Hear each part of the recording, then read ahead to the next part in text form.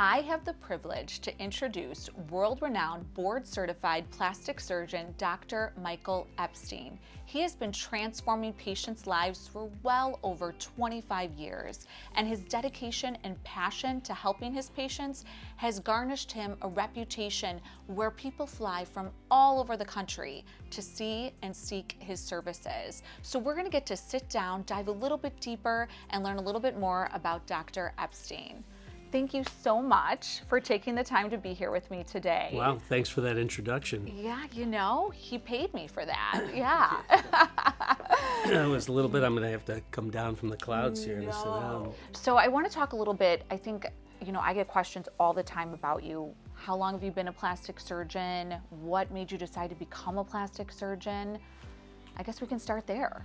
Well, I've been a plastic surgeon for now, it'll be 30 years. Wow. And I've had my own practice for 27 of those 30 years. And over the last year, joined Concierge, and it was like two nice big brands coming together, and I think forming a beautiful relationship. It seems to be going very well. My interest in my interest in plastic surgery actually started in medical school. I had already sort of determined I was going to be a surgeon, and I was asked to do a grand rounds historical talk on Tagliacozzi, who is the father of plastic surgery, and it started from there. I love the idea of like you had said in the intro, making lives better.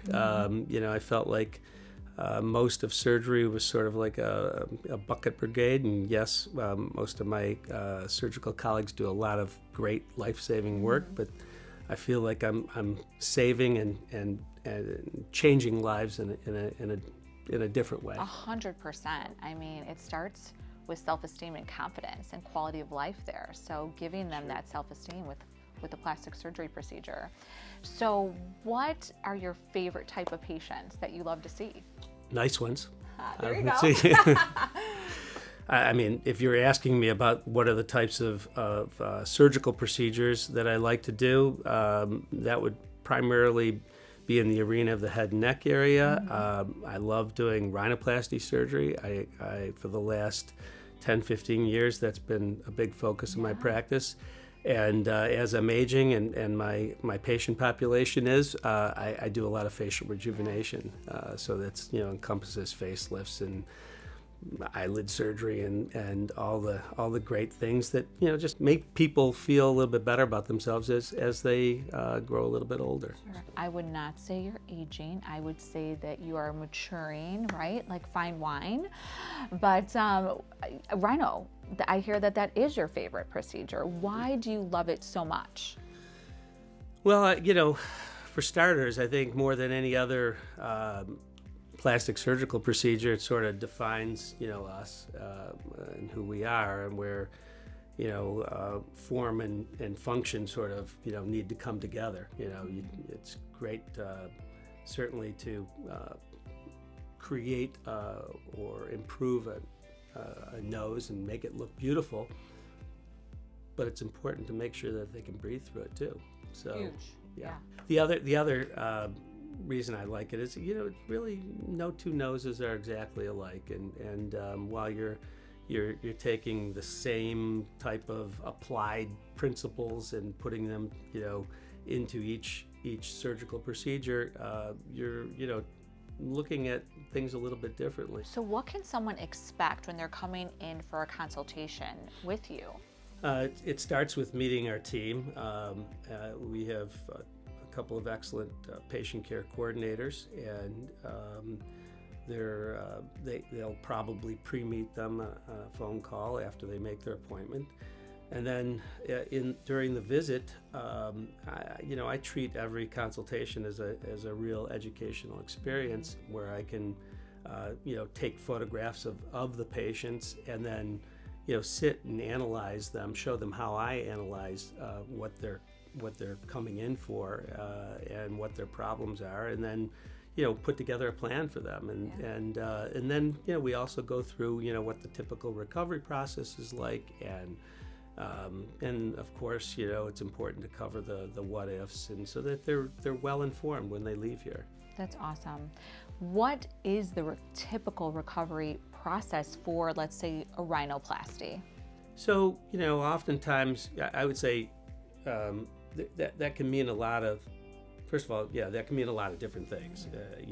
What is the recovery? I mean, a lot of people want to know, when will they look, presentable enough to be, out in the real world. Yeah. Well, usually that's somewhere between a week and 2 weeks. And then, with rhinoplasty, you really have to think in terms of long term. The nose is going to go through some real subtle but real changes over the course of a full year. Yeah, that's so fascinating. I never knew that until I started working in plastic surgery, that it continues to change for a full 12 months. Sure. So to take this a little bit out of the plastic surgery realm and to get a little personal, I hear that you're really big on causes.